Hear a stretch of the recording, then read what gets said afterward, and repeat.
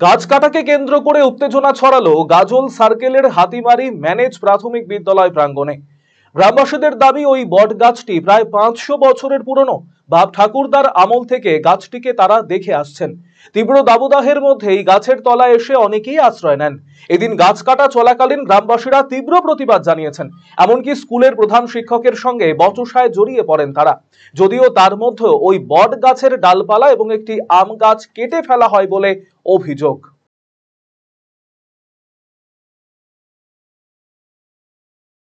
এখানে হচ্ছে আমরা আজকে লক্ষ্য করে দেখছি সকাল থেকে হাতিমারি প্রাইমারি স্কুল, এটা এখানে বহু প্রাচীন, আনুমানিক 400-500 বছর হবে বয়স গাছটা। স্কুলের প্রধান শিক্ষক লোককে দিয়ে গাছের ডালগুলো পুরো কাটিয়ে দিয়েছে। আমরা স্কুলে আবার দেখতেও পাচ্ছি লেখাও আছে গাছ লাগান প্রাণ বাঁচান। তারপরেও মাস্টারমশাই নিজে অন দ্য স্পটে প্রেজেন্ট হয়ে লোককে দিয়ে এই গাছটা কাটিয়ে এই অবস্থা করেছে। আর পাশেই রয়েছে হাতিমারি হসপিটাল, মানে বুঝতে পারছেন গাছের খুব প্রয়োজন এবং এটা বহু প্রাচীন গাছ এবং এই বট গাছ কিন্তু 24 ঘন্টায় অক্সিজেন পরিষেবা দেয়, আমরা যেটা জানি। জড়িত তো আমরা ভাবছি স্কুল ম্যানেজিং কমিটি এবং প্রধান শিক্ষক।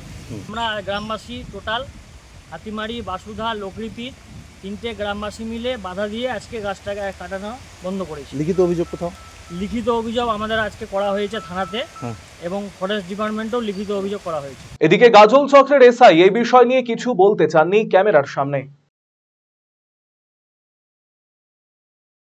রায়গঞ্জবাসীদের জন্য সুখবর, যারা দীর্ঘদিন ধরে জয়েন্টের ব্যথা এবং হাড়ের সমস্যায় ভুগছেন তাদের জন্য রায়গঞ্জ দিশারিতে আসছেন আর.এন. টেকোর হাসপাতালের জয়েন্ট রিপ্লেসমেন্টে ভারত বিখ্যাত অস্থিরোগ বিশেষজ্ঞ doctor Barun Dutta, MD, DNB.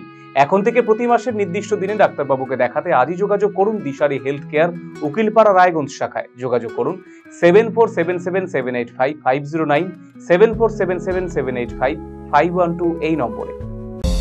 না, একঘেয়েমির এবার একটা পরিবর্তন দরকার। পরিবর্তন? কি পরিবর্তন চাও? এবার কি হবে পরিবর্তন? হ্যাঁ, আরসিটিভি সংবাদে আসতে চলেছে পরিবর্তন। কি পরিবর্তন জানতে চোখ রাখুন আরসিটিভি সংবাদে।